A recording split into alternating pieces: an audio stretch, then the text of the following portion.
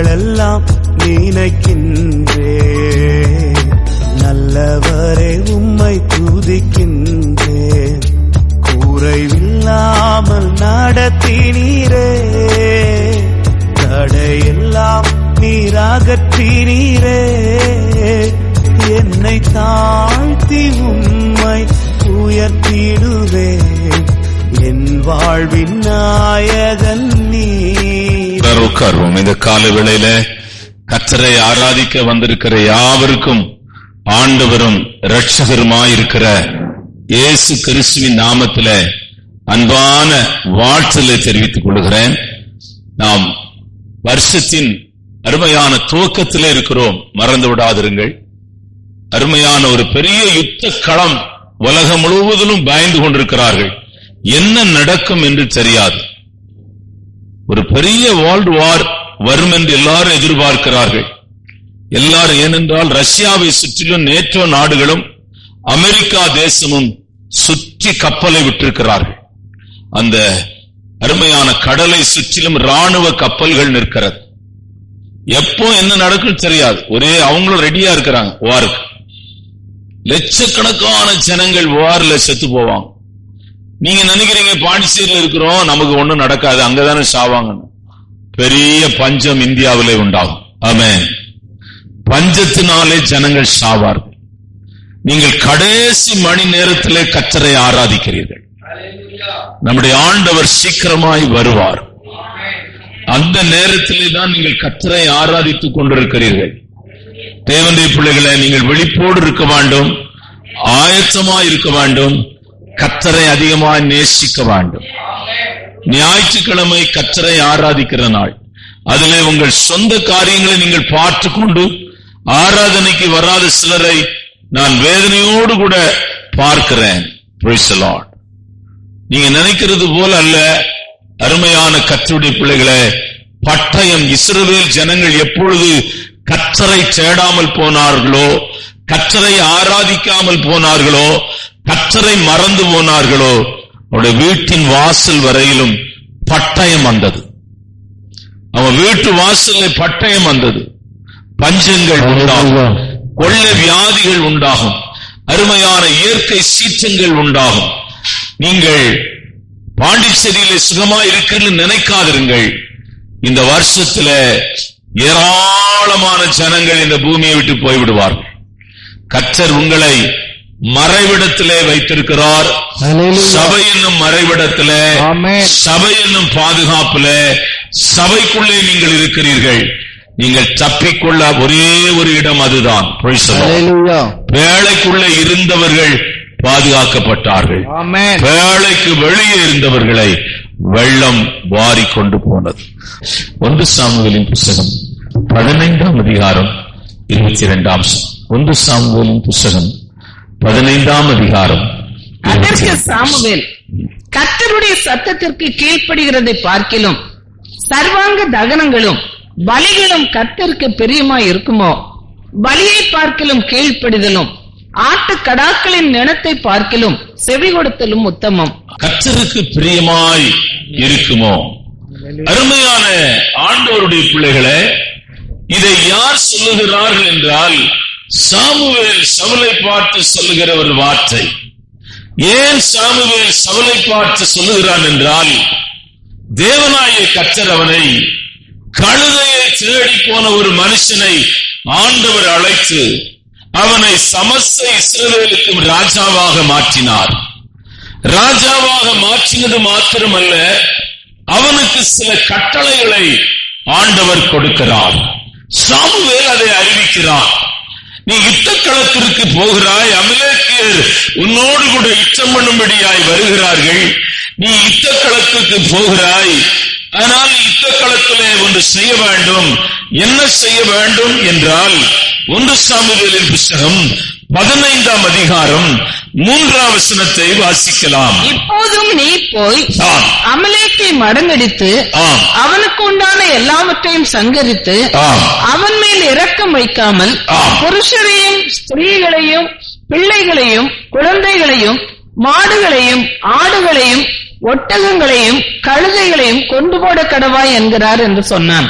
ஆண்டவர் சொன்னார், நீ அமலேக்கியரோடு கூட யுத்தம் பண்ண போகும்போது அவர்கள் மாடுகளையோ அவர்களுடைய ஆடுகளையோ அவர்கள் வைத்திருக்கிற நலமான பொருட்கள் வெள்ளியோ தங்கமோ யாரை நீ மீறி வைக்க கூடாது, அவைகளை சுட்டரிக்க வேண்டும் என்ற ஒரு கட்டளையை ஆண்டவர் சவுலுக்கு கொடுக்கிறார். ஆனால் நீங்கள் வேதத்தை வாசித்தால் 1 சாமுவேலின் புத்தகம் 15ஆம் அதிகாரம் 8-9 வாசிக்கலாம். அமலேக்கியரின் ராஜாவாகிய ஆகாகை உயிரோடை பிடித்தான்.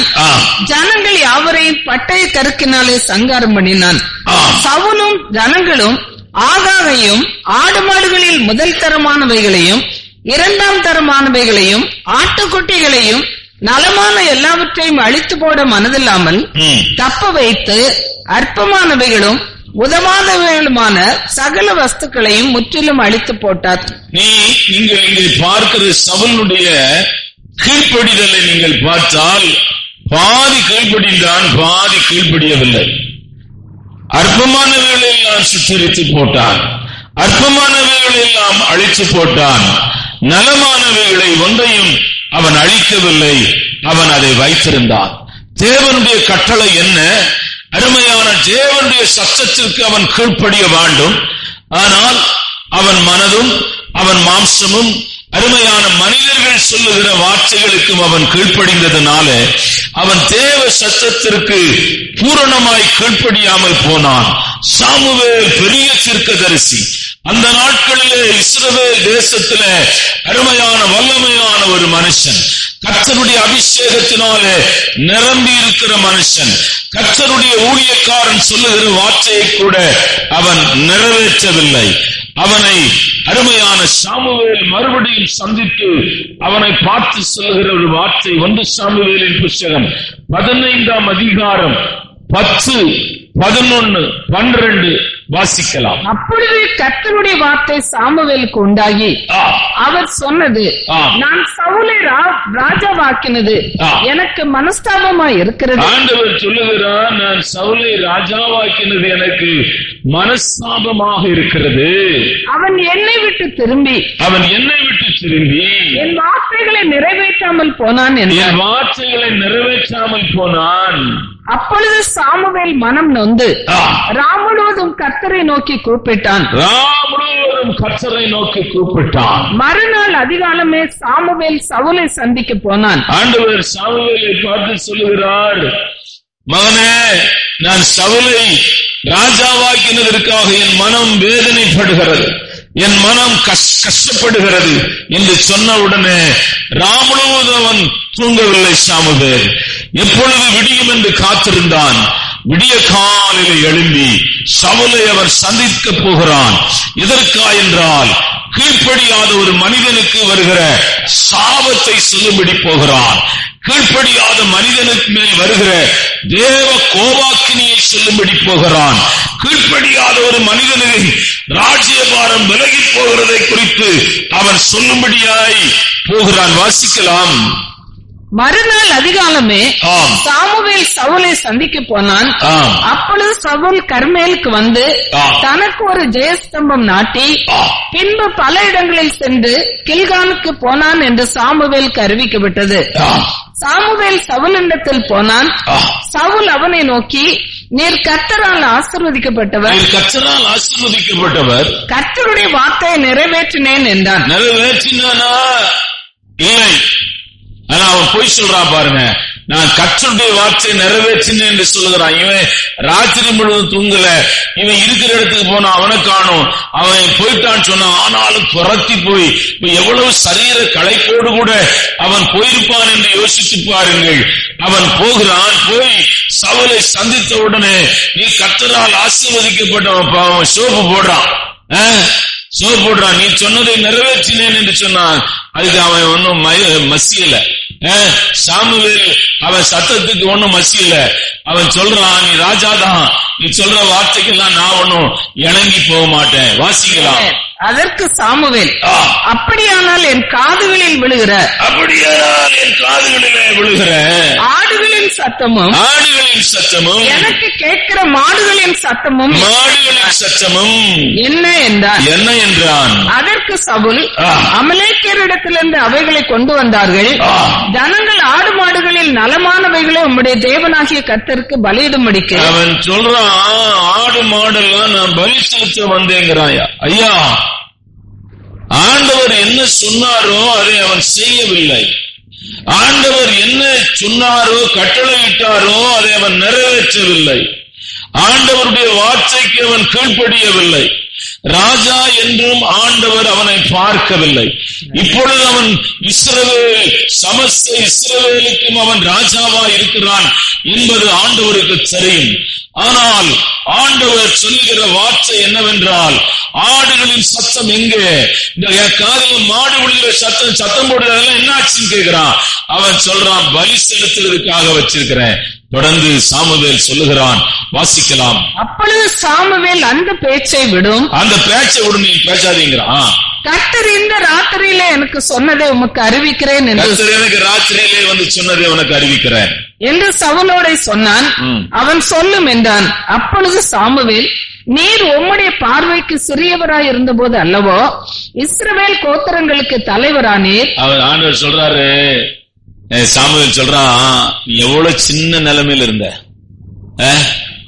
கழுதைய தேட போறேன்னா உன் வீட்டு குடும்ப நிலைமை என்ன? சரி, ஒரு கழுத போன உங்க அப்பா விடலையே, அப்ப உன் குடும்பத்தினுடைய பொருளாதாரம் எப்படி இருந்துச்சு? நீ சரி தேட போனவன் திரும்பி வர வேண்டியதானே? ஊரா போய் ஒருத்தனை கூட கூட்டிட்டு போய் தேடிய, உன் வேலைக்காரன் ஒருத்தனை போய் கூட்டு தேடின. எவ்வளவு சின்ன குடும்பம், எப்படி இருந்த? நான் இன்னைக்கு தொடர்ந்து வாசிக்கலாம். விளக்கி உங்களை கொண்டு போகிறேன், வாசிக்கலாம். கர்த்தர் உம்மை இஸ்ரவேலின் மேல் ராஜாவாக அபிஷேகம் பண்ணி வைத்தாரு. இப்போதும் கர்த்தர், நீ போய் அமலேக்கியராகிய அந்த பாவிகளை சங்கரித்து அவர்களை நிர்மூலமாக்கி தீருமட்டும் அவர்களோடு யுத்தம் பண்ணு என்று சொல்லி உம்மை அந்த வழியாய் அனுப்பினார். இப்படி இருக்க நீர் கர்த்தருடைய சொல்லை கேளாமல் கொள்ளையின் மேல் பறந்து கர்த்தருடைய பார்வைக்கு பொல்லாப்பானதை செய்தது என்ன என்றான். சவுல் சாமுவேலை நோக்கி, நான் கர்த்தருடைய சொல்லை கேட்டு கர்த்தர் என்னை அனுப்பின வழியாய் போய் அமலேக்கின் ராஜாவாகிய ஆகாகை கொண்டு வந்து அமலேக்கியரை சங்காரம் பண்ணினேன். ஜனங்களோ உம்முடைய தேவனாகிய கர்த்தருக்கு கில்காலிலே பலியிடுகிறதற்காக கொள்ளையிலே சாபத்தீடாகும் ஆடு மாடுகளிலே பிரதானமானவர்களை பிடித்துக் கொண்டு வந்தார்கள் என்றான். அதற்கு சாமுவேல், கர்த்தருடைய சத்தத்திற்கு கீழ்ப்படுகிறதை பார்க்கிலும் சர்வாங்க தகனங்களும் பலிகளும் கர்த்தருக்கு பிரியமாய் இருக்குமோ. அதே 15:26 வாசிக்கும். சாமுவேல் சவுலை பார்த்து, நான் உம்மோட கூட திரும்பி வருவதில்லை, கர்த்தருடைய வார்த்தையை புறக்கணித்தீர், நீர் இஸ்ரவேலின் மேல் ராஜாவா இராதபடிக்கு வார்த்தை நீர் புறக்கணித்தீர், இஸ்ரவேலிலே நீ ராஜாவா இராதபடிக்கு கர்த்தர் உம்மையும் புறக்கணித்து தள்ளினார் என்றார். உன்னையும் புறக்கணித்து தள்ளுவா. அருமையான ஆண்டவருடைய பிள்ளைகள், ஆண்டவர் முன்னிலே எதிர்பார்க்கிறது, அருமையான ஆவிக்குரிய வாழ்க்கையிலே ஜெபம் முக்கியமானதுதான், ஆராதனை முக்கியமானதுதான், கர்த்தருக்கு கொடுக்கிற பகுதி முக்கியமானதுதான், ஆண்டவருக்காய் உழைக்கிறது முக்கியமானதுதான், ஆண்டவரை நேசிக்கிறது முக்கியமானதுதான். உன்னை தாழ்விலிருந்து கர்த்தர் உன்னை உயர்த்தியிருக்கிறார். தாழ்விலிருந்து கர்த்தர் உன்னை உயர்த்தியிருக்கிறார். ராஜாக்களுக்கு ஒத்த நாமத்தை கர்த்தர் உனக்கு கொடுத்திருக்கிறார். அருமையான நீ இப்பொழுது சமுதாயத்திலே தேவன் உன்னை உயர்ந்த இடத்திலே வைத்திருக்கிறார். நீங்கள் கீழான மனிதனாய் இருந்தீர்கள். உன் தாய் தகப்பன் கீழான நிலையிலே இருந்தார்கள். உன் குடும்பம் கீழான நிலையிலே இருந்தது. ஆனால் ஆண்டவர் உன்னை அழைத்து சரிந்து கொண்டு இந்த மகா பெரிய ரட்சிப்பை உனக்கு கொடுத்து, இந்த மகா பெரிய வெளிச்சத்தை உனக்கு காண்பித்து, இந்த மகா பெரிய அபிஷேகத்தை உனக்கு கொடுத்து, இந்த சரீரமான சபையிலே உன்னை இணைத்து, உன்னை சபையில மகிமையாய் வைத்திருக்கிறார். உன் குடும்பத்தின் நடுவுல கர்த்தர் உன்னை உயர்த்தி இருக்கிறார். இவ்வளவு நன்மை செய்த ஆண்டவருடைய சத்தத்திற்கு நீ கீழ்ப்படியாமல் போனால், அவருடைய வார்த்தையை அருமையான நீ தள்ளிவிட்டபடினால உன்னையும் நான் தள்ளிவிடுவேன் என்று ஆண்டவர் சவுலை பார்த்து சொல்லுகிறார். அவனுடைய முடிவு உங்களுக்கு எல்லாருக்கும் நன்றாய் தெரியும்.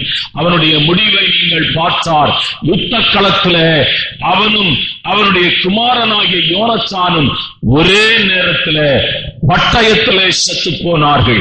அருமையான கர்த்தருடைய பிள்ளைக, உன் வாழ்க்கையிலே நீ உயரும் போது, உன் வாழ்க்கையில நீ பொருளாதாரத்தில அருமையான உயரும் போது, உன் வாழ்க்கையில நீ மேன்மையான காரியங்களை கர்த்தர் உனக்கு செய்யும் போது, ஆண்டவர் உன்னிலே எதிர்பார்க்கிற ஒரு காரியம், நீ அவருடைய சத்தத்திற்கு கீழ்ப்படிவாய் என்று ஆண்டவர் எதிர்பார்க்கிறார். ஆமென். ஹல்லேலூயா. மனுஷன் படைப்பு ரொம்ப ஆச்சரியமானது. அருமையான சரீரத்திலே அநேக அவயவங்கள் இருக்கிறது. ஒன்றொன்றும் ஒன்று வேலை செய்கிறது. ஆத்துமாவுக்குரிய வேலை இருக்கிறது, ஆவிக்குரிய வேலை இருக்கிறது.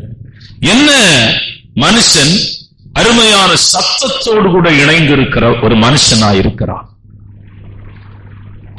அவனை நோக்கி, ஒரு ஆவிக்குரிய தேவனுடைய பிள்ளையை நோக்கி வருகிற சத்தம் என்னவென்றால், பிசாசு பேச. பிசாசு என்ன சொல்லும்? ஞாயிற்றுக்கிழமை என்ன சொல்லும்? மெதுவா சர்ச்சுக்கு போலாம். இப்ப என்ன அவசரம்? பாசு 11:30 மணிக்கு பிரசங்கம் பண்ணுவார், அதுல போய் சேர்ந்து ஒரு குளிர்ச்சியான நிலைமைக்கு பிசாசு உன்னை கொண்டு விட்டு விடுவான். ஆகவேதான் சபையை பார்த்து ஆண்டவர் சொல்லுகிறார், நீ அனலும் இல்லை குளிரும் இல்லை, வெதுவெதுப்பாயிருக்கிறாய். இரண்டாவது, இந்த ஆவிக்குரிய ஜனங்களுக்குள் இருக்கிறதான சோம்பேறி என்னவென்றால், சோம்பேறித்தனம் என்னவென்றால், ஆதியில் இருக்கிற அன்பை அவர்கள் விட்டு விட்டார்கள். அந்த நேசம், நீ கல்யாணமான போது இருந்தவங்க மனைவி நேசம் இருக்குதா? ஆண்டவர் அவங்க நேசிச்சா இருக்கும். அது நீங்க ஒரு காரியம், ஒரு ஃபார்முலா உங்களுக்கு புருஷனுடைய நேசம் இருக்குதா? இவங்க புருஷன் உங்களை நேசிக்கிறாரா? நீங்க ரெண்டு பேரும் எப்படி போனீங்க? நேரு வீதியில இடிச்சுட்டே போனீங்க. இப்ப இடிச்சுட்டா போறீங்க? அவ அங்க வரான், இவன் இங்க போறான். பிள்ளைய காணும். அது அங்க உட்கார்ந்து பலூன் கிட்ட உட்கார்ந்து நின்றுட்டு இருக்குது. இல்ல, அந்த ஆதி அன்பு இல்லையா? ஆதி அன்பை இழந்து போனார்கள். நீங்க உலக வாழ்க்கையில உங்கள் சொந்த வாழ்க்கை இல்லை அப்படி இருந்தால், நீங்கள் ஆண்டவரை நேசிக்கிற அளவுகோலும் அப்படித்தான் இருக்கும். ஹல்லேலூயா. நான் உங்களுக்கு சொல்லுகிறேன், ஆண்டவரை நேசிக்கிற அளவுகோலும் அப்படிதான் இருக்கும். அப்போஸ்தலனாகிய பவுல் ஒரு பெரிய பட்டியலை எழுதுகிறான். கிறிஸ்துவின் அன்பிலிருந்து என்னை பிரிப்பவன் யார்? வியாதியோ? வாசிக்கலாம். கிறிஸ்துவின் அன்பை விட்டு நம்மை பிரிப்பவன் யார்? கிறிஸ்துவின் அன்பிலே இருந்து என்னை பிரிப்பவன் யார்? உபத்திரவமோ, உபத்திரவமோ, வியாகுலமோ, வியாகுலமோ, துன்பமோ, துன்பமோ, பசியோ, பசியோ, நிர்வாணமோ, நிர்வாணமோ, நாசமோசமோ, பட்டயமோ, பட்டயமோ, இவை எல்லாவற்றிலேயும் நாம் நம்மில் அன்பு கூறுகிறவர்களாலே முற்றும் ஜெயம் கொள்ளுகிறவர்களா இருக்கிறோமே. ஆண்டவரை நீங்க நேசிக்கிற அன்பு,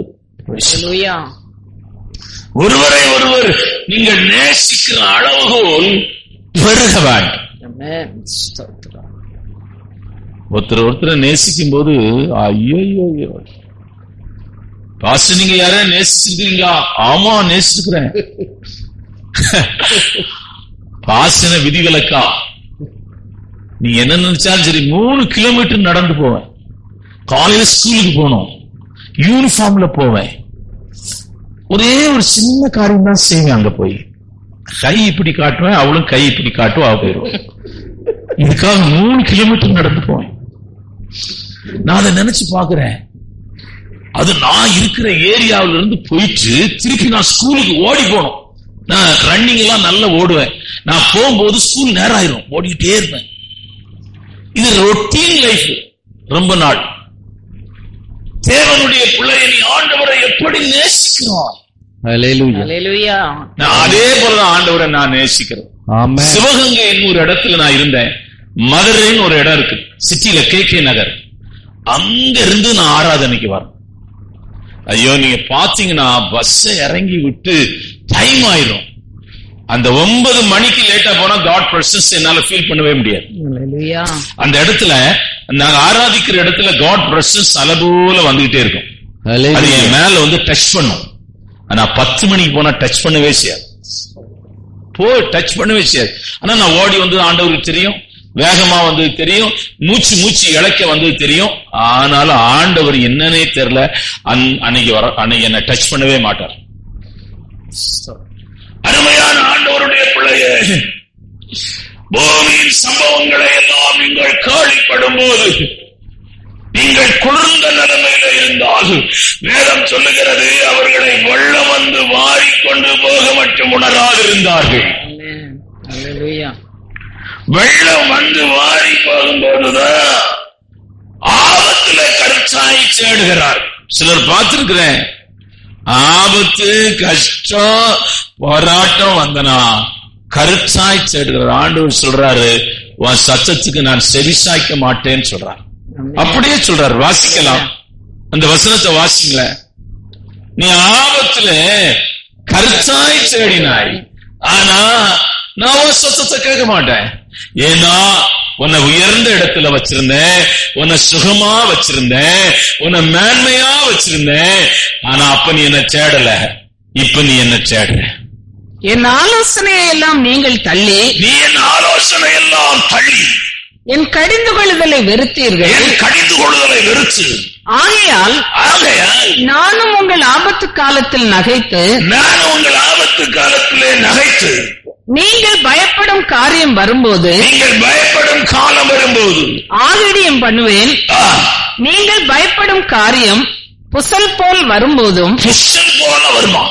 ஆபத்து சூறாவளி போல் உங்களுக்கு சூறாவளி போல வருமா? நெருக்கமும் இடுக்கணும் உங்கள் மேல் வரும்போதும் ஆகிடியம் பண்ணுவேன். அப்பொழுது அவர்கள் என்னை நோக்கி கூப்பிடுவார்கள், நான் மறு உத்தரவு கொடுக்க மாட்டேன்.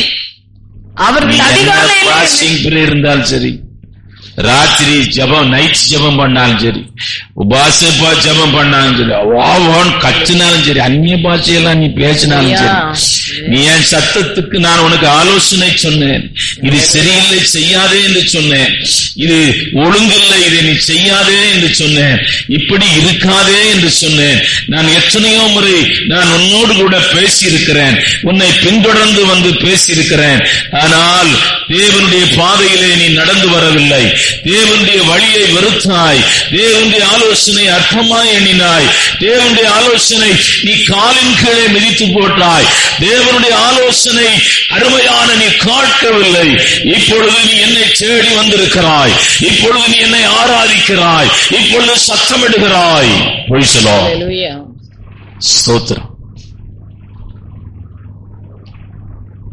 எங்க ஊர் பக்கமெல்லாம் வயசானவங்க கூட்டம் தான் சபையில ஜாஸ்தி இருக்கு. ஐயோ, புதுசாதான் வந்திருப்பாங்க, அவங்க என்ன மாதிரி நிப்பாங்க நீங்க நினைக்கிறீங்க? அது செய்யாத, இதை செய்யாத, ஊழியக்காரனே கண்ட்ரோல் பண்ணுவாங்க.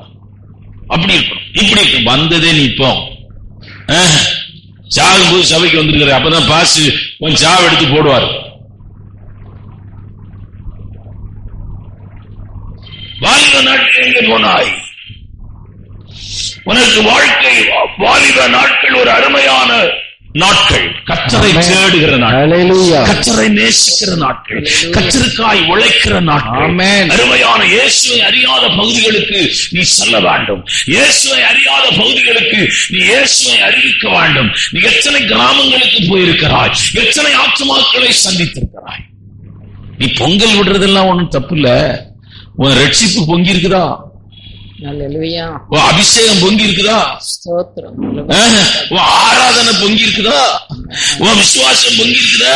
அல்லேலூயா. ஆத்துமாக்கள் எல்லாம் நீ போய் ஒரு வீட்டுல போய் சாப நிறைஞ்ச வீட்டுக்குள்ள போய் ஜெபம் பண்ணும் போது அவங்க பொங்கி இருக்கிறாங்களா? அல்லேலூயா. ஆமா. எங்க வீட்டுல 365 நாளும் நாங்க பொங்கல் விட்டு நாங்க சத்தம் போடுறோம். ஏமா ஏமா ஏமா பொங்கி வெடிமா, சீக்கிரம் சீக்கிரம் சீக்கிரம் சீக்கிரம். நாங்க 365 நாள் எங்க வீட்டுல பொங்கல் இருக்கு. பொங்கல் தான், ஒரு நாள் பொங்கல் இல்ல. அல்லேலூயா. நாங்க சத்தம் போடலைன்னா கீழே கரியாயிரும். ஏன்னா வேற வேலை செய்துட்டு இருக்கோம். எவ்வளவு பெரிய ஊழியக்காரன் என்ன வேணான்னு சொல்றேன். என் வசனத்துக்கு தாயா நீங்க ஃபாலோ பண்ணணும். வசனம் தாயா கேட்கணும். ஆமென். வசனத்துக்கு தாயா கீழ்ப்படியணும். ஸ்தோத்திரம். சுவிசேஷனுக்கு என்னையா சபையை பற்றி தெரியும்? ஊழியர்கள் செய்யற பாஸ்டர் பற்றி அவனுக்கு என்னையா தெரியும்? கற்ப வேதனைப்படுகிறவனை பற்றி அவனுக்கு என்னையா தெரியும்? அருமையான ஆண்டவருடைய பிள்ளையே, இந்த நாளின் கால வேளை ஆராதனையில ஆத்துமாக்களை நெஞ்சிலே சுமக்கிறவன் ஊழியக்காரன், ஆத்துமாக்களை நெஞ்சிலே சுமந்து வருகிறவன் தேவனுடைய மனுஷன். அருமையான அவன் 12 கோத்திரங்களும் அவன் நெஞ்சிலே சுமக்க வேண்டும். எனக்கு தெரியும் ஜனங்களுடைய ஆவிக்குரிய நிலைமை என்ன, அவனுடைய ஜெப வாழ்க்கை என்ன, அவருடைய ஆராதனை என்ன, அவருடைய விசுவாசம் என்ன, அவருடைய நம்பிக்கை என்ன, அவருடைய வேகம் என்ன. இந்த நிலையில நீ ஆண்டவரை பின்பற்றி போனால் அருமையான நீ கிரியும் கந்தகம் எரிகிற கடலை நோக்கிதான் போக வேண்டும். விக்கிரகத்தை ஆராதிக்கிறவனுக்கு இருக்கிற ஒரு வேகம் கூட உனக்கு இல்லை. அருமையான தேவனை ஆராதிக்கிற புத்த மதத்தை சேர்ந்த ஒரு மனிதனுக்கு இருக்கிற வேகம் கூட உனக்கு இல்லை. அருமையான தேவனுடைய பிள்ளை சீக்கிய மதத்தை ஆராதிக்கிற அவனுடைய வேகம் உனக்கு இல்லை. ஒரு முஸ்லிம் சகோதரனுக்கு இருக்கிற வேகம் கூட உனக்கு இல்லை. நீ எங்க போறேன்னா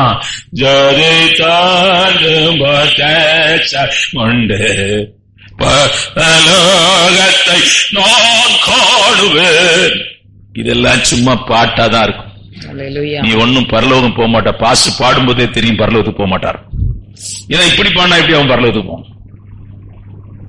இந்த நாளின் காலவேளை ஆராதனையில அருமையான தேவனுடைய பிள்ளைகள், தேவ சத்தத்திற்கு நீ கீழ்ப்படுகிற ஒரு விசுவாசியாய், தேவனுடைய சத்தத்திற்கு கீழ்ப்படுகிற ஒரு ஊழியக்காரனாய், தேவனுடைய சத்தத்தை அருமையான இணங்குகிற ஒரு தேவ மனுஷனாய் நீ மாற வேண்டும். அதற்கு தான் கர்த்தர் உன்னை அழைத்திருக்கிறார். கலாத்திய சபையை பார்த்து சொல்லுகிறார் 3ஆம் அதிகாரம் 1ஆம் வசனம்.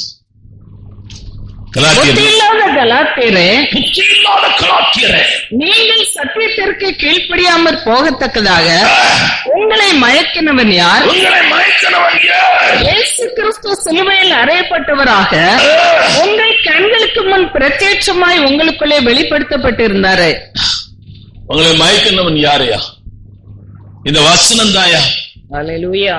இந்த வசனத்துக்கு தாயா நீ கீழ்ப்படியணும். உபாகம புஸ்தகம் வாசிக்கலாம். உபாகம புஸ்தகம் 8ஆம் அதிகாரம் 20ஆம் வசனத்தை வாசிக்கலாம். உன் தேவனாகிய கர்த்தருடைய சத்தத்திற்கு நீங்கள் கீழ்ப்படியாமல் போவதனால், நீ தேவனுடைய சத்தத்திற்கு கீழ்ப்படியாமல் போவதனால் கர்த்தர் உங்களுக்கு முன்பாக அழித்த ஜாதிகளைப் போல நீங்களும் அழிவீர்கள். நீங்கள் அழிவீர்கள். அழிவோயா?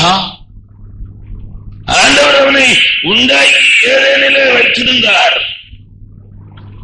அவன் கீழ்ப்படியாததுனால என்ன? இது என்ன தப்பு? பிசாசு நீங்க பாவம் செய்யும் போது, பாவத்திலே நீங்க செய்து கொண்டே போகும்போது ஒரு சத்தம் உங்களுக்கு கேட்கும்.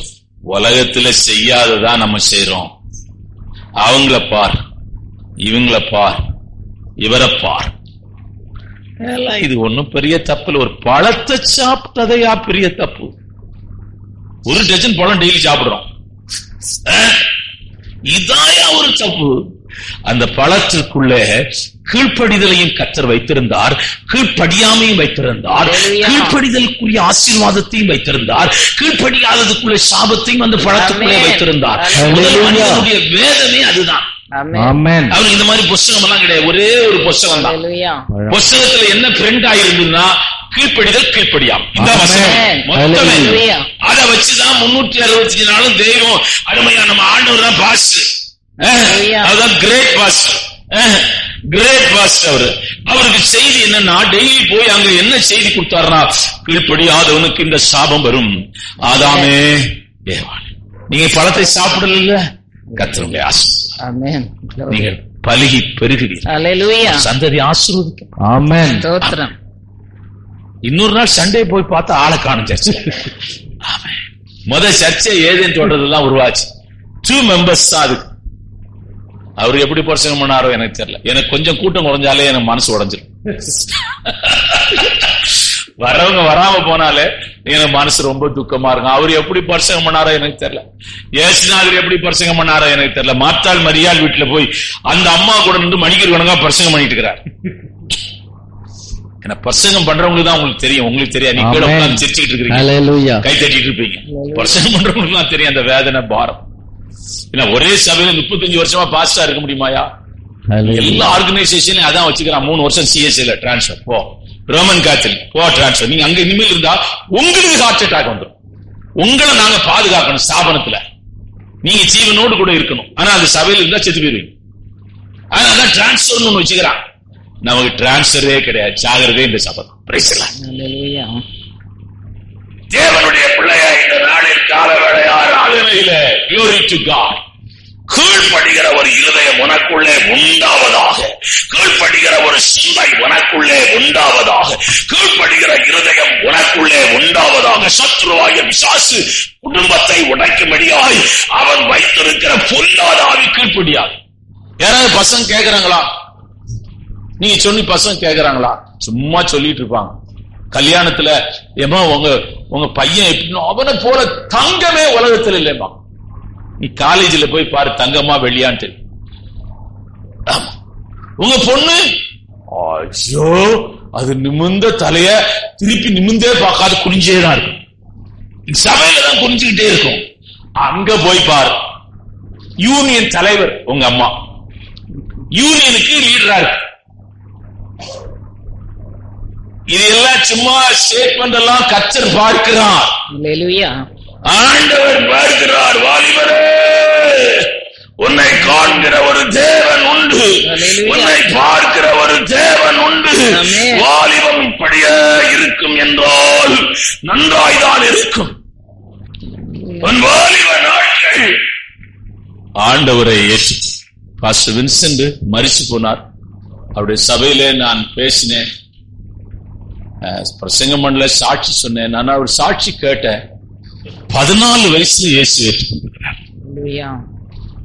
அவங்க பொண்ணு சாட்சி சொல்லு, எங்க அப்பா 14 வயசுல 8 or 12 பிள்ளைகளாம். 14 வயசுல இயேசு ஏற்றுக்கொண்டார். நல்ல ஜெபம் பண்ணுவார். ஒரு சாதாரண மனுஷனாய் பாண்டிச்சேரிக்கு வந்தார். நான் சாட்சி எல்லாம் சொன்னேன். பிரதர் அருண் பிரதர் டிவியில போட்டார், அந்த வாட்ஸ்அப்ல போட்டார்.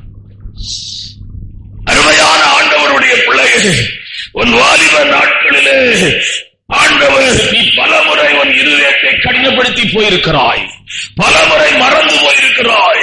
இதோ வெளியே நின்று கதவை தட்டுகிறேன்.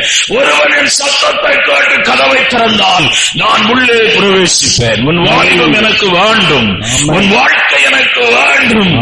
நீ ஆண்டவருக்காய் வாழதான் உன்னை ஜீவனோடு கூட நான் வைத்திருக்கிறேன். வாலிபம் மறைந்து போய்விடும். வாலிபம் ஒரு புல்லை போல மறைந்து போய்விடும். ஆமென். சின்ன வயசுல இருக்கிற போட்டோ நான் சில சமயம் பார்ப்பேன், யாரும் இல்லாத நேரத்தில் பார்ப்பேன் வீட்டுல. இப்ப இருக்கிற போட்டோவும் பார்ப்பேன். அந்த போட்டோ ரொம்ப அழகா இருக்கும். வாலிப நாட்கள், அந்த ஃபேஸ் கட்டு, அந்த இது எல்லாமே நன்றா இருக்கும். இப்ப ரொம்ப நேரம் ஒருத்தர் உட்கார்ந்து தான் என்ன 2 பேர் புடிச்சுதான் தூக்கி விடணும். வாலிபம் மறைந்து போய்விடும். வாலிபம். ஆனால் ஆண்டவருடைய பெரிய கிருபை, சின்ன வயசுலே ஆண்டவருக்காய் ஊழியம் செய்த மகா பெரிய பாக்கியம் எனக்கு கிடைச்சிருக்கு. அதை நான் பாக்கியமாகவே கருதுகிறேன், பாக்கியமாகவே எண்ணுகிறேன். ஆமென். இந்த நாளின் காலவேளை ஆராதனையில அருமையான தேவனுடைய பிள்ளை பிள்ளையே, கீழ்ப்படிகிறதுனாலே கீழ்ப்படிதலுக்குள்ளே ஆசீர்வாதத்துக்குள்ளே உங்களை நடத்தி கொண்டு போகிறேன். முதல் ஆசீர்வாதம், நீங்க ஒருத்தர் கீழ்ப்படியும் போது என்ன ஆசீர்வாதம் வரும் வாசிக்கலாம். ஆதியாகம புத்தகம் 6ஆம் அதிகாரம் 5ஆம் வசனம். மனுஷனுடைய அக்கிரமம் பூமியிலே பெருகினது என்றும், மனுஷனுடைய அக்கிரமம் பூமியிலே பெருகினது என்றும், அவன் இருதயத்தின் நினைவுகளின் தோற்றம் எல்லாம், அவன் நினைவு இருதயத்தின் தோற்றத்தின் நினைவுகள் எல்லாம் நித்தமும் பொல்லாதது என்றும் கர்த்தர் கண்டார். பொல்லாததாயிருக்கு. வாசிங்க. நான் உன்னை, நீ என் வார்த்தைக்கு கீழ்ப்படிந்தால் உன் சந்ததியை நான் ஆசீர்வதிப்பேன். சந்ததியின் மேலே தேவனுடைய ஆசீர்வாதம் இருக்கிறது. அந்த வசனத்தை வாசிக்கலாம். நீ என் சொல்லுக்கு கீழ்ப்படிந்தபடியினால் உன் சந்ததியை பூமியிலே உள்ள சகல ஜாதிகளிலும் ஆசீர்வதிக்கப்படும். என் சத்தத்துக்கு நீ கீழ்ப்படிஞ்சனா சகல ஜாதிகளிலும் நான் உன்னை ஆசீர்வதிப்பேன். ஆமென். அல்லேலூயா. படிப்பு ரொம்ப முக்கியமானதுதான், நான் அதை இல்லை என்று சொல்லவில்லை. நம்ம நாட்டை பொறுத்தளவுல படிப்பு ரொம்ப முக்கியம். நீ 10th படிக்கிறியோ 12th படிக்கிறியோ ரொம்ப முக்கியம்தான். காலையில வர முடியாட்டா சாயங்காலம் ஆராதனைக்கு வர. 90 மார்க் வேணும், 100 மார்க் வேணும். எப்படி 90 மார்க் 100 மார்க் வரும்?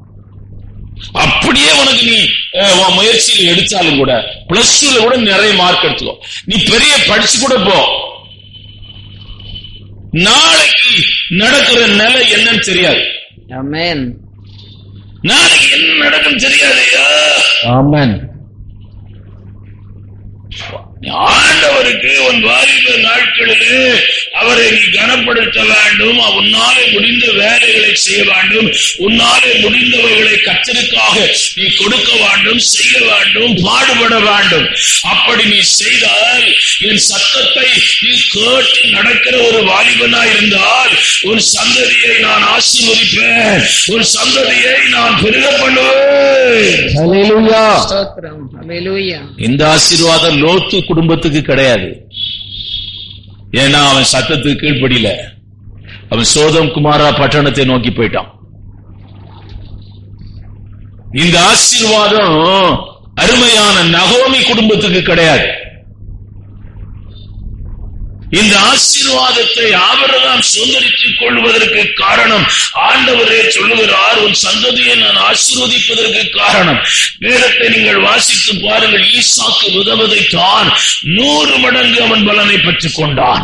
அருமையான ஈசாக்கு ஆசீர்வாதத்தின் ரகசியம் என்னவென்றால், அவன் தகப்பனாகி ஆபிரகாம் தேவ சத்தத்திற்கு கீழ்ப்படிந்தபடினாலே அருமையான அந்த சந்ததியின் மேலே தேவனுடைய ஆசீர்வாதம் இருந்தது. வாசிக்கலாம் அந்த வசனத்தை. அந்த தேசத்தில் விதை விதைத்தான், அந்த தேசத்திலே விதை விதைத்தான், கர்த்தர் அவனை ஆசீர்வதித்ததனால் அந்த வருஷத்தில் 100 மடங்கு பலன் அடைந்தான். 100 மடங்கு பலனை பெற்றான்.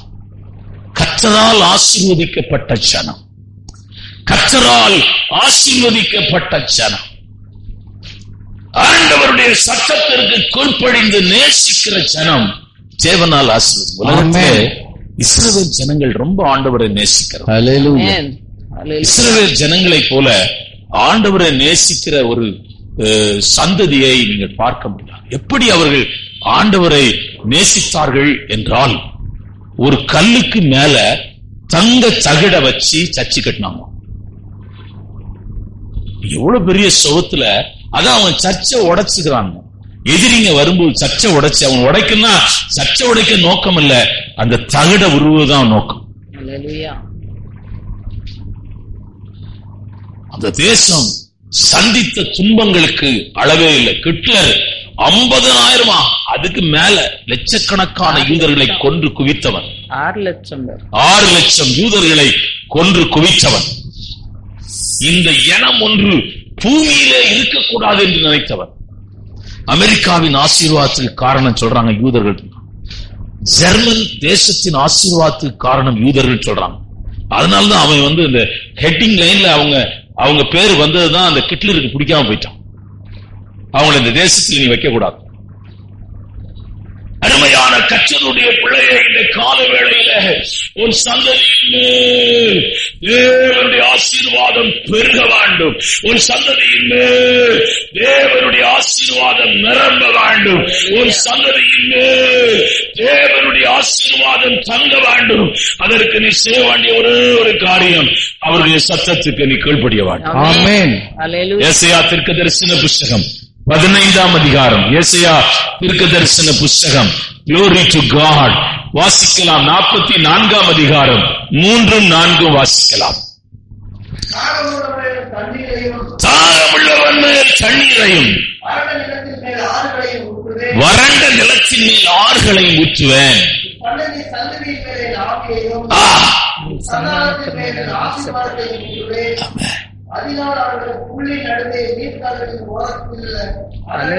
அலரி செடிகளை போல. அலரி செடி உங்களுக்கு தெரியுமாயா? புல்லும் பச்சையா தான் இருக்கும்யா, அலரி செடியும் பச்சையா தான் இருக்கும். ஆனா அலரி செடியில் இருக்கிற பசுமை வேற, அலரி செடியில் இருக்கிறதான வளர்ச்சி வேற, அலரி செடி இருக்கிற அருமையான அந்த தன்மை வேற.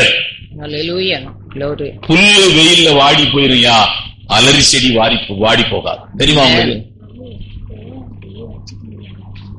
கர்த்தருடைய ஆசீர்வாதம் உன் குடும்பத்தின் மேல் எப்படி தங்குகிறது என்பதை பேசுகிறேன். கடந்த நாட்களில் ஒரு சொப்பனம் கண்டேன். ரொம்ப வசதியானவங்க. அந்த வசதியான நாட்களிலே நான் அவர்களை பார்த்தேன். ஆனா இப்போ ரொம்ப ஏழையா இருக்காங்க. எல்லாம் இழந்து போன ஒரு நிலைமையில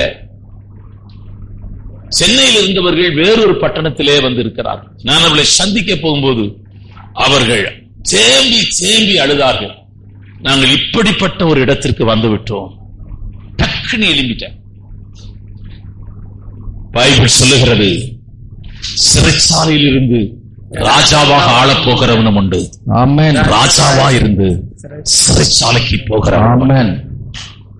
நீ அந்த பணம், பொருள், காசு இது எல்லாம் நிலைத்திருக்காது. அது மேகங்களை போல கடந்து போய்விடும். ஆனால் தேவன் உன்னை ஆசீர்வதிப்பாரானால் அந்த ஆசீர்வாதம் 1000 தலைமுறைக்கு சந்ததியை பின்தொடரும். 1000 தலைமுறைக்கு உன் சந்ததியிலே சயின்டிஸ்ட் எழும்புவார்கள். உன் சந்ததியிலே அரசியல்வாதிகள் எழும்புவார்கள். உன் சந்ததியிலே அருமையான நீதிபதிகள் எழும்புவார்கள். உன் சந்ததியில ஆச்சரியப்படுகிற மனுஷர்கள், தேசம் திரும்பி பார்க்கிற மனுஷர்களை கர்த்தர் உன் சந்ததியிலே எழுப்புவார். ஏனென்றால் ரகசியம் என்னவென்றால், நீ தேவனுடைய சத்தத்திற்கு கீழ்ப்படுகிறபடினால், தேவனுடைய சத்தத்தை கீழ்ப்படுகிறதற்காக உன்னை ஒப்புக் கொடுத்தபடினால், தேவனுடைய சத்தத்திற்கு கீழ்ப்படியும்படியாய் அருமையான நீ, அருமையான உன்னை உடைத்து ஒப்புக் கொடுத்தபடினால் ஒரு சந்ததியின் மேல் என் ஆசீர்வாதத்தை ஊற்றுவேன். வல்லமையான ஊழியக்காரர்களை கர்த்தர் ஒரு சந்ததியிலே எழுப்புவார். வல்லமையான தேவ மனுஷர்களை உன் சந்ததியிலே எழுப்புவார். ஆசாரியர்கள் உன் சந்ததியிலே எழும்புவார்கள். அருமையான கர்த்தருடைய பிள்ளைய, நான் உங்களை உற்சாகப்படுத்த சொல்லவில்லை. ஆவியானவர் சொல்லுகிறதை உங்களுக்கு சொல்லுகிறேன். தேவன் சொல்லுகிறதை உங்களுக்கு சொல்லுகிறேன். இந்த கால வேளையில அருமையான கீழ்ப்படிதலுக்குள்ளே தேவனுடைய ஆசீர்வாதம் மறைந்திருக்கிறது. இரண்டாவது கீழ்ப்படிதலுக்குள்ளே இருக்கிற ஆசீர்வாதம் என்னவென்றால், கீழ்ப்படிக்கிற மனுஷனை ஆண்டவர் தன் சித்தத்தை அவனை கொண்டு செய்கிறார். கீழ்ப்படியாத மனுஷனை வச்சு என்னையா செய்ய முடியும்? ஒரு ஊழியக்காரன் சத்தத்துக்கு கீழ்ப்படியாதவங்களை சபையில வச்சு என்னையா செய்ய முடியும்? நான் இங்க பேசிட்டு இருக்கிறேன், அவங்க பின்னாடி பேசிட்டு இருக்கிறேன். அவங்கள வச்சு என்ன செய்ய முடியும்? அவங்கள வச்சு நான் என்ன செய்ய முடியும்? நிச்சயமா நடத்த முடியுமா? புதுசா வர்றவங்க அங்க உட்கார்ந்து இருக்கிறாங்க, அவங்க சொல்றாங்க, பேசிட்டே இருக்கிறாங்க. ஊழியக்காரனுடைய சத்தத்துக்கு கீழ்ப்படி அவருடைய இருதயம் அருமையான இணங்கவில்லை, அவருடைய இருதயம் ஏற்றுக்கொள்ளவில்லை. ஒரு வேலையை விட்டு அந்த வேலையை அப்படியே செய்யணும். நான் அப்படிதான் இதுவரையில் ஆண்டவருடைய வேலையை செய்திருக்கிறேன். கர்த்தர் என்னை ஆசீர்வதிப்பதற்கும் என்னை உயர்த்தி வைத்திருக்கிறதுக்கும் இந்த பட்டணமா இருக்கட்டும், எங்கேயா போட்டும், எனக்கு கர்த்தர் நன்மை செய்வதற்கு ஒரே ஒரு ரகசியம் எனக்கு தெரியும். அவர் சொன்ன வேலையை நான் செய்திருக்கிறேன். எனக்கு முன்னே வச்சிருக்கிற வேலையை செய்திருக்க. இத்தனை வருஷ காலம் செய்ய எனக்கு பலன் கர்த்தர் கொடுத்திருக்கிறார், இனியும் பலன் தருவார். ரெண்டாவது சபை வந்து நடத்துறேன், என் வயசு செய்ய முடியுமா யோசிச்சு பாருங்க. அங்கேயும் ஒர்ஷிப் எல்லாம் பண்ணி பரிசங்கம் பண்ணி எல்லாருக்கும் ஜெபம் பண்ணி முடிச்சு திரு நேரம் இங்க வந்து என் வயசுல பண்ண முடியாது, வாலிப நாட்களே பண்ணலாம். ஆனால் கர்த்தர் கொடுத்த வேலையை நான் செய்ய என்னை அர்ப்பணித்திருக்கிறேன். அதனால பிள்ளைகளை இழந்திருக்கிறேன், அதனால குடும்பத்தை இழந்திருக்கிறேன், அதனால உறவுகளை இழந்திருக்கிறேன். நான் பேசுற நிறைய பேர் பிடிக்காது, ஊழியக்காரங்களுக்கே பிடிக்காது. ஏன்னா நான் ரொம்ப கொஞ்சம் காட்டமா பேசுவேன், சில சமயம் பிடிக்காது சிலர். யார் பிடிச்சா என்ன, பிடிக்காம போனா என்ன, மனதார சத்தியத்தை பேசுகிறவன் தானே நம்முடைய கூடாரத்திலே தங்குவான். மனதார சத்தியத்தை பேசுகிறவன் தான். எல்லாம் பாசிஸ்ட் கிடையாது, எல்லாரும் ஊழியக்காரன் கிடையாது. நீங்க மைக்ல பேசணும், டிவியில வர்றவனும் எல்லாம் ஊழியக்காரன் கிடையாது. நீங்க அதை ஏமாந்துடாதீங்க. எல்லாம் சத்தியத்தை பேசல, சத்திய வசனத்தை எல்லாரும் பேசல. பயப்படாத பயப்படாத சொல்லி போகாத, இப்ப நீங்க நடக்கும், அன்னைக்கு இதை நடக்கும், இன்னைக்கு இதை நடக்கும், இதை 360 நாள் பேசியிருக்கிறான். ஆசீர்வாதத்தின் வருகிறதான பாதையை ஜனங்களுக்கு அவன் காண்பிக்கவில்லை. ஆசீர்வாதத்தின் பாதையை ஜனங்களுக்கு அவர் சொல்லிக் கொடுக்கவில்லை. சொன்னா கூட்டம் குறைஞ்சிரும், பணம் போயிரும், கல்லாப்பெட்டி காலியாயி, எவனும் காணி கொடுக்க மாட்டான், கூட்டம் வராது. தலை போயிரியா, வருஷம் பண்ணி முடிச்சா தலை போயிட்டு கொஞ்சம் அட்ஜஸ்ட் பண்ணி பேசினா போதும். ராஜா கூட உட்கார்ந்து கறி மீன் எறா எல்லாம் சாப்பிடலாம், அப்பவே ஆக்கி தருவான். அவன் சத்தியத்தை சொன்னா அவனை உள்ள தூக்கி போட்டான், தலை எடுத்துட்டான். ஒரு அற்புதம் கூட யோவான் சாணன் கூட்டத்தில் நடக்கல. அது தெரியுமா உங்களுக்கு? ஒரு பேயோ ஒரு வியாதியோ சுகமாகல, தெரியுமா உங்களுக்கு? அவன் வைராக்கியமா பேசலாம். வர்ற ஜனங்களை பார்த்து சொல்றான், பிரியன் பாம்பு குட்டிகளே, உங்களை தப்பிக்கொள்ள உங்களுக்கு வகை காட்டினவன் யார் என்று சொன்ன. அப்படியா நீ சொல்ற? உனக்கு ஆபத்து ரொம்ப நெருங்கி போச்சு, பிழைக்க தெரியல. இந்த பூமியில நிறைய பேருக்கு பிழைக்க தெரியல. நானே நினைப்பேன் நமக்கும் பிழைக்க தெரியல, நானே நினைச்சுக்கிட்டோம், பிழைக்க தெரியல.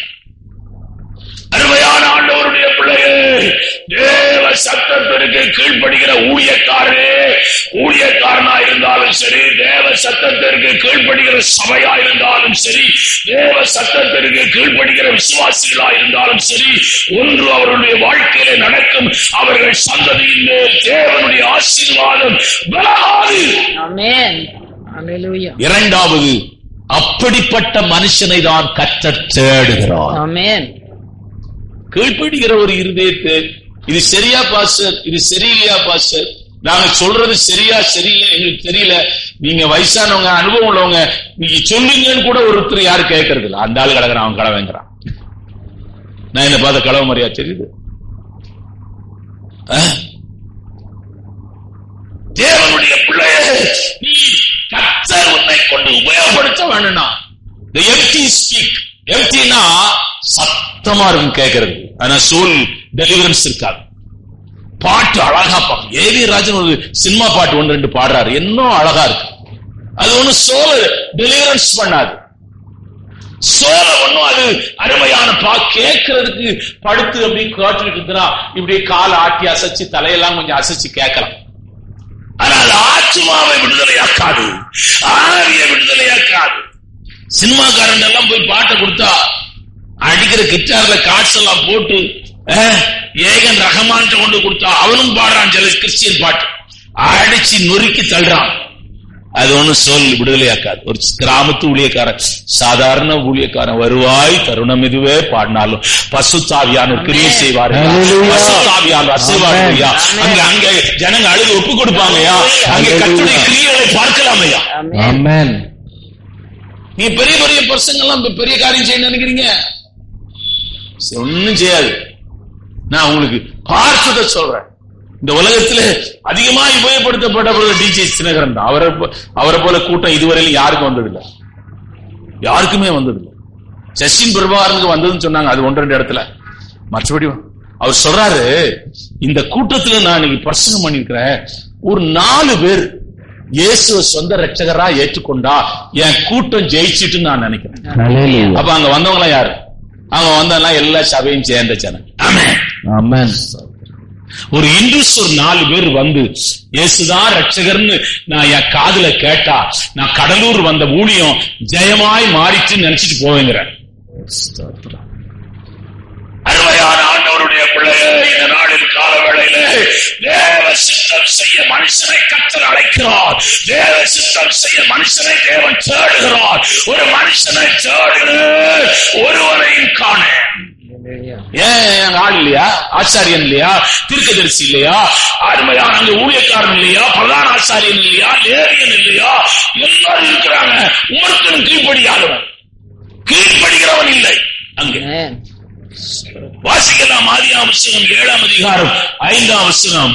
நோவா பற்றி எங்க ஆண்டவர் எழுதுகிறார். வாசிக்கலாம். நோவா தனக்கு கர்த்தர் கட்டளையிட்டபடி எல்லாம் செய்தான்.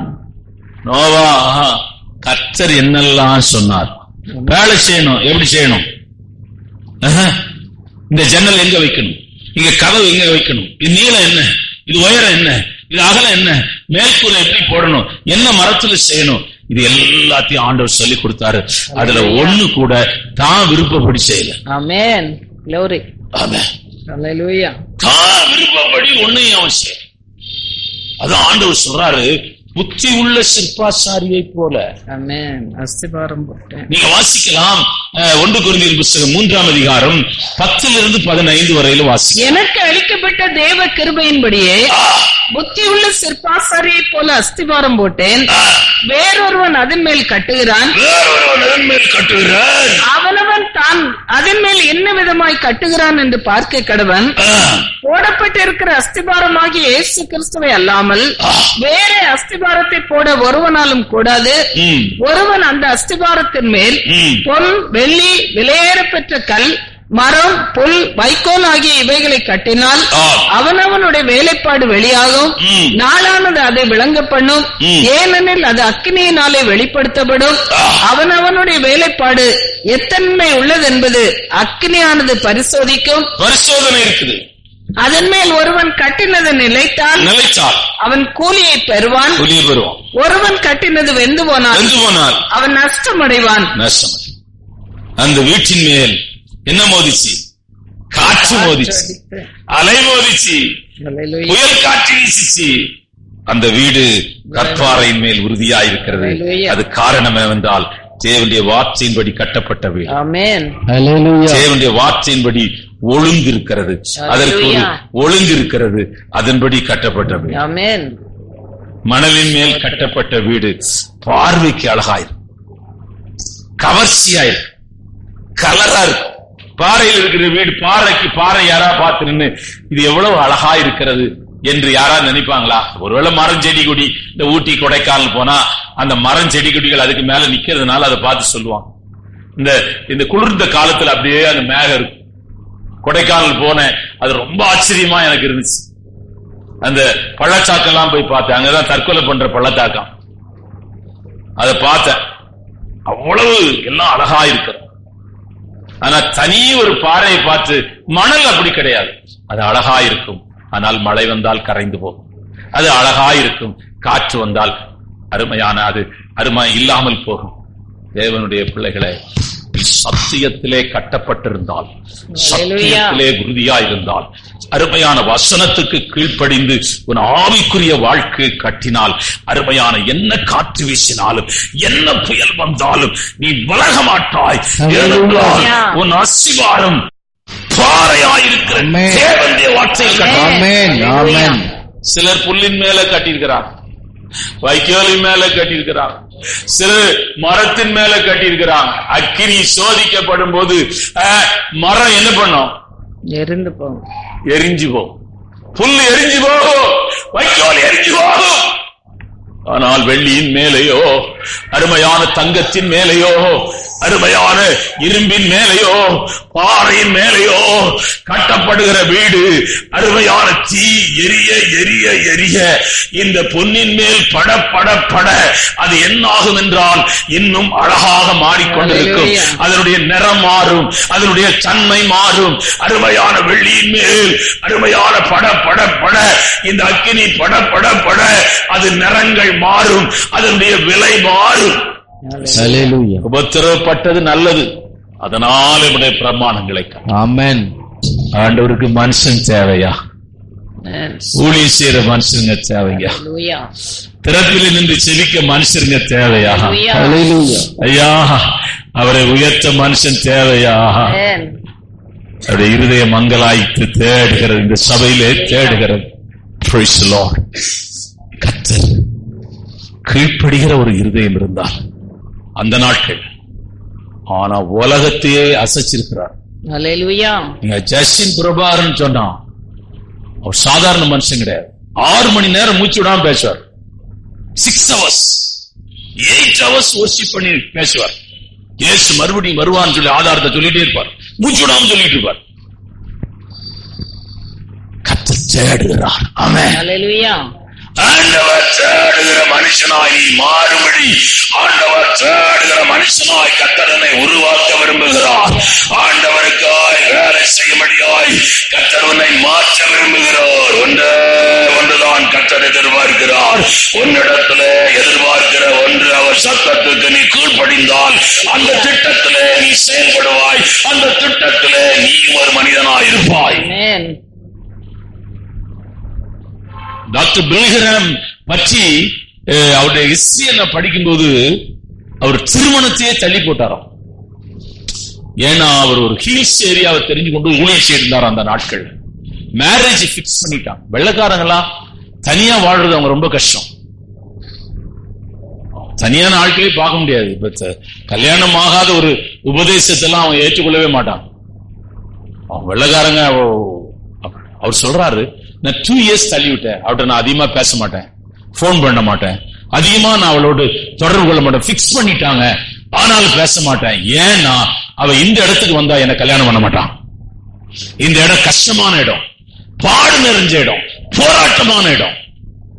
உலகத்தையே கர்த்தர் அசைக்கிற ஒரு மனுஷனாய் கர்த்தர் மாற்றிட்டார். அருமையான ஆண்டவருடைய பிள்ளைய, இந்த நாளின் காலவேளை ஆராதனையில கீழ்ப்படுகிற மனுஷன், என் இருதயத்துக்கு ஏற்ற ஒரு மனுஷனை நான் தேடுகிறேன். அவன் எங்க இருக்கிறான் என்று தேடுகிறேன். அவன் ஆடுகளை மேய்த்துக் கொண்டு மலையிலே படுத்து கிடக்கிறான். என் கண்கள் அவன் மேல் நோக்கமாயிருந்தது, என் கண்கள் அவன் மேல் பதிக்கப்பட்டிருந்தது, என் கண்களின் வெளிச்சம் அவன் மேல் பட்டது. அவனை அவன் என் இருதயத்துக்கு ஏற்றவன், நான் விரும்புகிறபடி எல்லாம் செய்வான். தானியேலை பற்றி வேதம் சொல்லுகிறது, அவன் எனக்கு மிகவும் பிரியமானவன். அவன் வேண்டிக் கொள்ள தொடங்குவதற்கு முன்னே அவன் ஜெபத்தை நான் கேட்டு அவன் எதற்காய் வேண்டினானோ அதை செய்ய நான் ஆரம்பித்து விட்டேன். அடுத்தபடியாக கீழ்ப்படிதலுக்குள் இருக்கிற ஆசீர்வாதத்தை உங்களோடு கூட நான் பேச விரும்புகிறேன். கீழ்ப்படிதலே உள்ள ஒரு மனுஷனை கர்த்தர் தன்னுடைய சத்தமாய் மாற்றுகிறார். ஆமென். ஆண்டவர் அவனை தன் சத்தமாய் மாற்றுகிறார். வாசிக்கலாம் சில வசனங்களை. 2 ராஜாக்களின் புஸ்தகம் 7ஆம் அதிகாரம் 1ஆம் வசனம். 2 ராஜாக்களின் புஸ்தகத்தை திருப்பிக் கொள்ளுங்கள். சில வசனங்களை கர்த்தருடைய வார்த்தை கேளுங்கள். எலிசா கர்த்தருடைய வார்த்தை கேளுங்கள். நாளைய நேரத்தில் சமாரியாவின் வாசலிலே 1 மரக்கால் கோதுமை மா 1 சேக்கலுக்கும் 2 மரக்கால் வார்கோதுமை 1 சேக்கலுக்கும் விற்கப்படும் என்று கர்த்தர் சொல்லுகிறார் என்றான். அப்பொழுது ராஜாவுக்கு கைலாக கொடுக்கிற பிரதானி ஒருவன் தேவனுடைய மனுஷனுக்கு பிரதியுத்தரமாக, இதோ கர்த்தர் வானத்திலே மதகுகளை உண்டாக்கினாலும் இப்படி நடக்குமா என்றான். அதற்கு அவன், உன்னுடைய கண்களினாலே அதை காண்பாய், ஆனாலும் அதிலே சாப்பிட மாட்டேன். அந்த நாட்களிலே பஞ்சம் தேசத்திலே தலைவிரித்து ஆடுகிறது. நீங்கள் 2 ராஜாக்களின் புத்தகம் 6ஆம் அதிகாரம் 25ஆம் வசனத்தை வாசிக்கலாம். அதனால் சமாரியாவிலே கொடிய பஞ்சம் உண்டு. பல பஞ்சங்களை பார்க்க, பிள்ளையெல்லாம் சமைச்சு சாப்பிடுற அளவுக்கு பஞ்சம் வந்துச்சான். மாடெல்லாம் செத்துட்டு இருக்கு, தண்ணி வைக்க தண்ணி இல்ல, ஆடெல்லாம் செத்துட்டு இருக்குது, குதிரை எல்லாம் செத்துட்டு இருக்குது, எல்லாம் செத்துட்டு இருக்கு. பஞ்சம் யார் தேசத்துல? தேசத்துல மகாபெரிய பஞ்சம். தண்ணி எல்லாம் என்ன பண்ண முடியும்? பாண்டிச்சேரிக்கு வந்தவங்க பாண்டிச்சேரி விட்டு காலி பண்ண மாட்டாங்க. மெட்ராஸ்ல இருந்து பாண்டிச்சேரிக்கு வந்தாங்க வச்சுங்க, அங்க ஒரு குடம் தண்ணி விலை போகுது. குடம் தண்ணிக்கு விலை. ஐயோ, காலையில பேங்க்குக்கு வேலை போற, பேங்க்ல வேலை செய்யறோம், மேனேஜர் அவங்க லோடுக்கு எல்லாம் பாத்தீங்கன்னா 5 மணிக்கு புருஷனும் மனைவியும் குடத்தை எடுத்துட்டு தெருவுல வந்து நின்று குடம் பிடிக்கிறாங்க. ஏன்னா நாங்க அப்படி ஒரு ஏரியால ஒரு நாள் தங்கியிருந்தேன், எனக்கே பாவமா இருந்துச்சு. சரி, இவங்க டீப் இருந்தா கூட பாஞ்சி இருந்து ஒரு டீப்பை கொண்டு போய் போட்டு இங்க சொல்லி விட்டுலான்னு அவ்வளவு தண்ணி கத்து நம்ம கொடுத்திருக்கிறார். அவன் மெட்ராஸ்ல படாத பாடு. ஒரு பக்கெட் தண்ணி கொடுத்துட்டு சொல்றாங்க, அரை பக்கெட்ல குடிச்சிருங்க, அரை பக்கெட்ல சோப் போட்டுருங்க, அரை பக்கெட்ல குடிச்சிருங்க. நான் மெட்ராஸ்ல போய் தான் ஒரு பக்கெட்ல குளிக்கிற பழக்கம் எனக்கு உண்டாச்சு. ஒரே ஒரு பக்கெட் தண்ணி போட்டு குடிச்சிருவேன். அங்க சொல்லுவாங்க, ஒரு பக்கெட் தண்ணி தான், நீ சோப்பு போடுறியோ சோப்பு போடலையோ சோப்பே தொடச்சு எடுத்துருட்டாங்க, அதுக்கு மேல ஒண்ணு தண்ணி கிடையாது. நான் ஊழியத்தில் இருக்கும்போது எனக்கு ஒரு பக்கெட் தண்ணி தான் தருவான். இப்ப எப்படின்னா பைப்பு தண்ணி போயிட்டே இருக்கும், சோப்பு போட்டுக்கிட்டே இருக்கும், அவ வாடு பாஞ்சிட்டே கிடக்கு. பில்லு எவ்வளவு வருதுன்னா கம்மியா தான் வரும். வெளிநாட்டிலயும் அப்படிதான், எலக்ட்ரிசிட்டியும் தண்ணி பில்லும் அவங்க வேலை செய்யறத கட்டுற மாதிரி இருக்கும். 45,000 ரூபாய் தண்ணி நம்ம மணிக்கு அங்க கட்டணும் தண்ணி பில்லு. எலக்ட்ரிசிட்டி ஒரு வெள்ளக்கார அம்மாட்ட போறேன், கொஞ்ச நேரம் ஏசி போட்டு மறுபடியும் ஆஃப் பண்ணிட்டாங்க. ஏன்னு கேட்டீங்கன்னா எலக்ட்ரிக் பில்லு அவ்வளவு வரும். உங்களுக்கு பில்லே வந்தா கூட யாரும் கட்டுறது இல்ல. அங்க நான் பில் கட்டுறவன் போய் கேட்கறான், அவன் சொல்றான் 6 மாசம் ஆச்சு சார், 1 மாசம் 1 வருஷம் ஆகுது சார், பில்லு எவனுமே கட்ட மாட்டாங்க. அப்படி பில் கட்டுறதுக்கு கட் பண்ண போனா அரசியல்வாதி போன் பண்றான், யாருப்பா அங்க பில் செக்ஷன்ல இருக்குது, கட்டாதப்பா, அவன் கொஞ்சம் கொஞ்சம் கட்டுவாப்பா, நீ என்ன கட் பண்ண போறியாமே ஆனா அவன் வச்சிருவான். அவ கட் பண்ணவும் திரும்பி போயிரும். அவன் சொல்றான் அந்த ஆளு, கத்தனமை ஒரு ஆசீர்வாதமான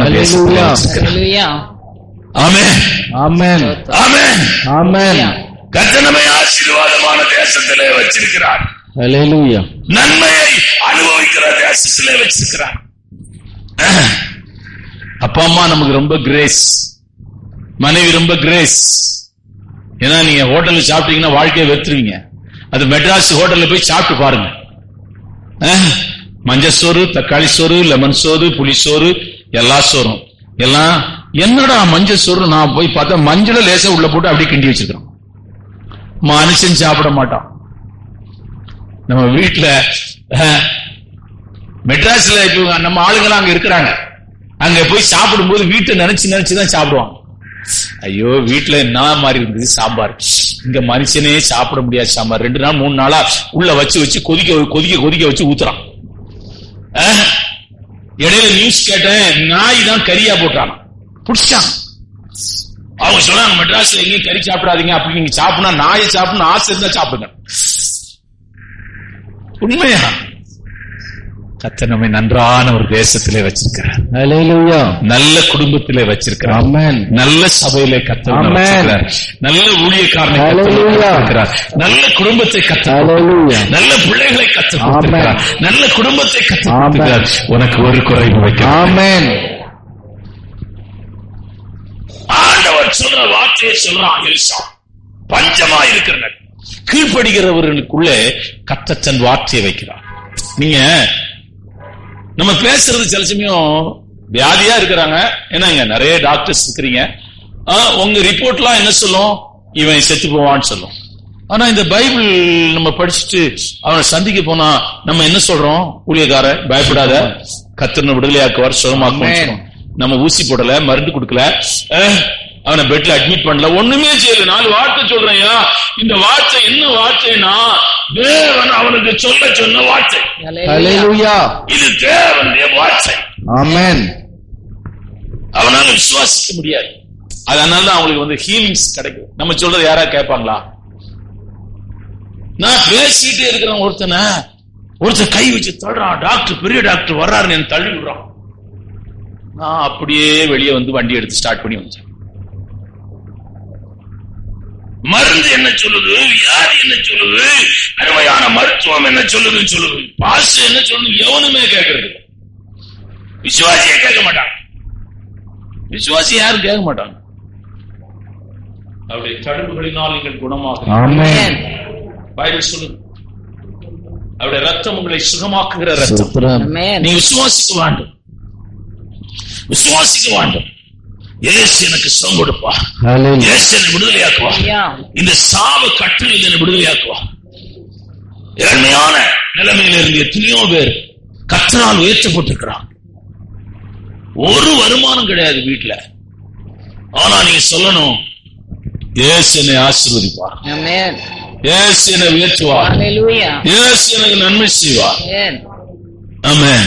ஹல்லேலூயா. நாங்க இருந்த வீட்டுல பக்கத்துல ஒரு சபைக்கு பிரசங்கம் பண்ண போயிருந்தோம். நாங்க அந்த ஒரு சின்ன கூரை வீட்டுல தான் அங்க இருந்தோம். சாணி மெளி இருக்கும். என்ன இன்னும் மறக்கவே முடியாது. எங்க வீட்டுல இருந்து நட்சத்திரத்தை எல்லாம் பார்க்கலாம், சூரியனை பார்க்கலாம், எல்லாம் பார்க்கலாம். மழை பெய்தா ஒரு தண்ணி வெளியே போகலாம். மண் சுவர், ஒரு சின்ன திண்டு மாதிரி இருந்துச்சு. அது எனக்கு இன்னும் ஞாபகம் இருக்கு. அதுல நான் ஒரு நாள் படுத்திருந்தேன். தண்ணி, மழை பெய்த தண்ணி உள்ள வந்து வீட்டுல யாருமே இல்ல, நல்ல ஜுரத்துல படுத்து கிடக்குறேன். பக்கத்து வீட்டுக்கார், அவர் பேர் எனக்கு இன்னும் ஞாபகம் மறக்கவே இல்லை, முத்துராஜ் அவர் பேர். எப்படி மழை பெய்து அந்த சின்ன பையன் அங்க உள்ள படுத்து கிடக்குறாங்க. அவர் வந்து என்னை தோளின் மேல தூக்கி கொண்டு அவர் வீட்டுல வச்சிருந்தார். நான் அப்பதான் நினைச்சேன், அன்னைக்கு நம்ம சாகாத காரணம் கர்த்தர் நம்மை ஊழியத்துக்குன்னு. நான் அப்பதான் நினைச்சேன், எவ்வளவு பிரசங்கம் பண்ணிருக்கிறோம், எவ்வளவு ஊழியம் செய்திருக்கிறோம், எவ்வளவு காரியங்களை நடப்பிச்சிருக்கிறோம். ஆமா, சாதாரண காரியம் கிடையாது. ஒருத்தன் கூட கிறிஸ்தவன் இல்லாத இடத்துல தான் மதுகடிப்பட்டுல போய் சர்ச்சு கட்டணும். முரட்டாடியில சர்ச்சு கட்டும் போது பவுல் ஒரே ஒரு ஆள் தான் விசுவாசி, வேற யாருமே விசுவாசி கிடையாது. அங்க சர்ச்சு கட்டும் போது ஒரு மனுஷனும் இல்லாத இடத்துல எல்லாம் போய் ஊழியம் செய்திருக்கிறோம். இருண்ட இடத்துக்கு போயிருக்கிறோம். அருமையான கர்த்தருடைய பிள்ளைகளை, காரியத்துக்கு வருகிறேன். நீங்கள் தேவ சத்தத்தை விசுவாசத்தோடு கூட பேசுங்க. ஹல்லேலூயா. தோல்வியை பேசாத. இப்படி ஒரு மாதிரி இச்சி வைக்காதீங்க. நீங்க எத்தனை முறை கூட தோற்றிருக்கலாம், ஆனா கர்த்தருடைய வார்த்தையை சொல்லுங்க, அந்த வார்த்தையிலே ஜெயம் இருக்கிறது. ஆமென். ஹல்லேலூயா. அவருடைய வார்த்தையை சொல்லுங்கய்யா. இது என்ன உங்களுக்கு காசா பணமாயா? அவருடைய தழும்புகளினால் நான் குணமாகிறேன். ஆமென்.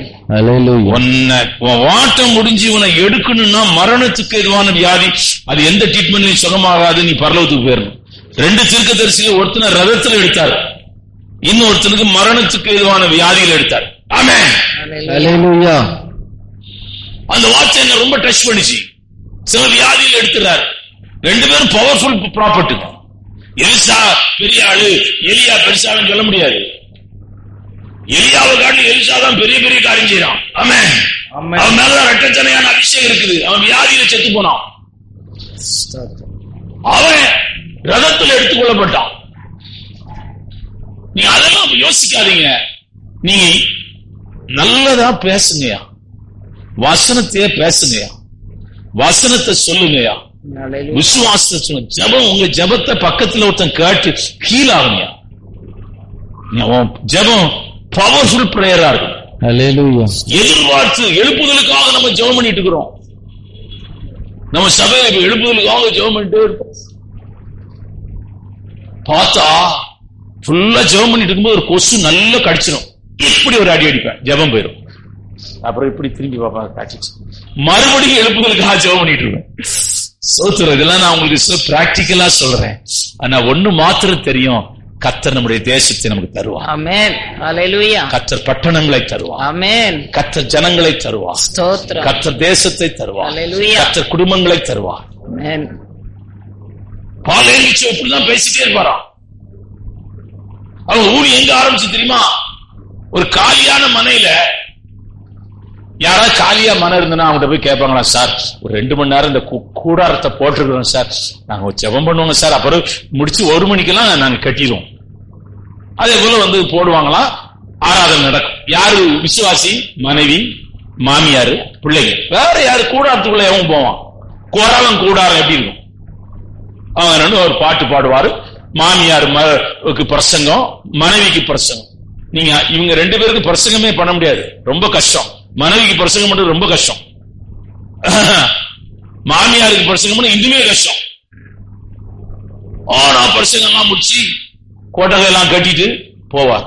ஆனா அவர் சொல்லுவாரா, கர்த்தர் இந்த கொரியா தேசத்தை எனக்கு தருவார். ஆமென். 17 லட்சம் ஜனங்க இப்ப அங்க ஆராதனையில கூடுறாங்க. 17 லட்சம்.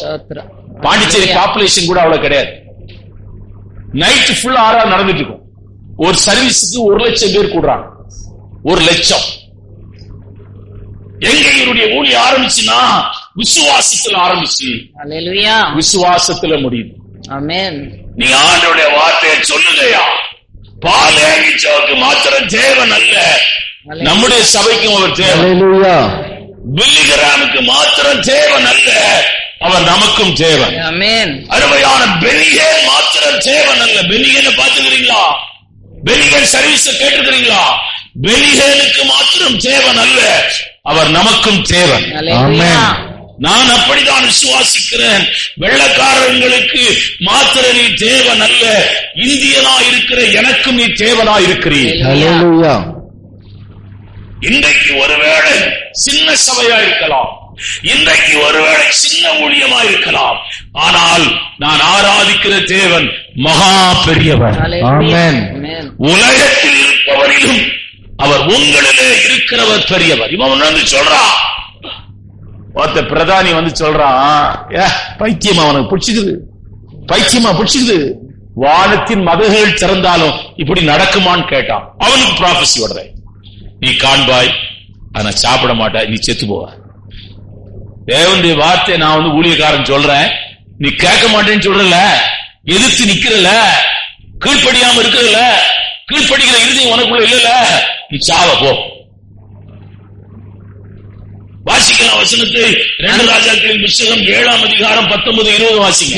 அதற்கு அந்த பிரதானி தேவனுடைய மனுஷனுக்கு பிரதியுத்தரமாக, இதோ கர்த்தர் வானத்திலே மதகுகளை உண்டாக்கினாலும் இந்த வார்த்தையின்படி நடக்குமா என்று சொல்ல, அவன், இதோ உன்னுடைய கண்களினால் அதை காண்பாய், ஆனாலும் அதிலே சாப்பிட மாட்டாய் என்றானே.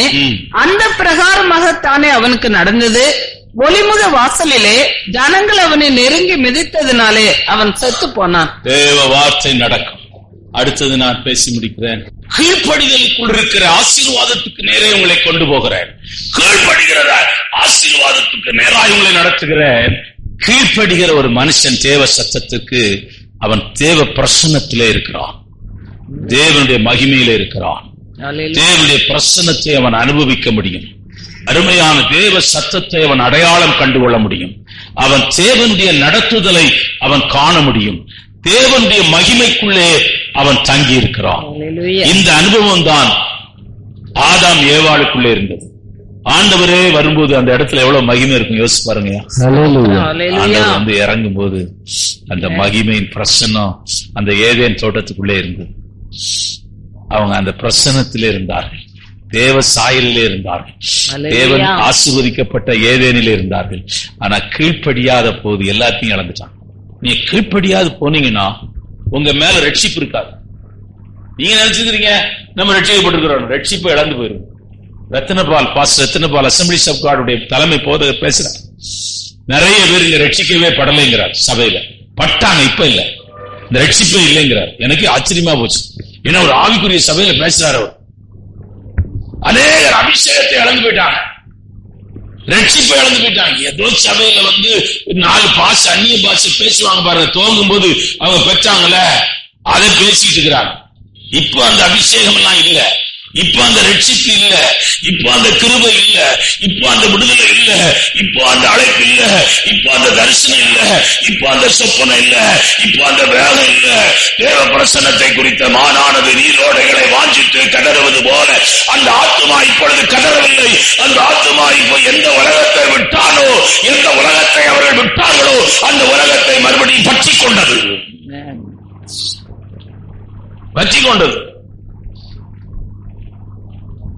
இவங்களெல்லாம் பார்த்துருக்கிறாங்க. அவங்க இப்படி இருக்கிறாங்க, இவங்க இப்படி இருக்கிறாங்க, பணம் சம்பாதிக்கும், அங்க போகணும் இங்க போகணும், அவங்களுக்கு கிடைச்சு நமக்கு கிடைக்கும், இவங்களுக்கு வா இதே புலம்பலா இருக்கு. ஐயா உனக்குன்னு ஒரு பாதையை வச்சிருக்கிறார்.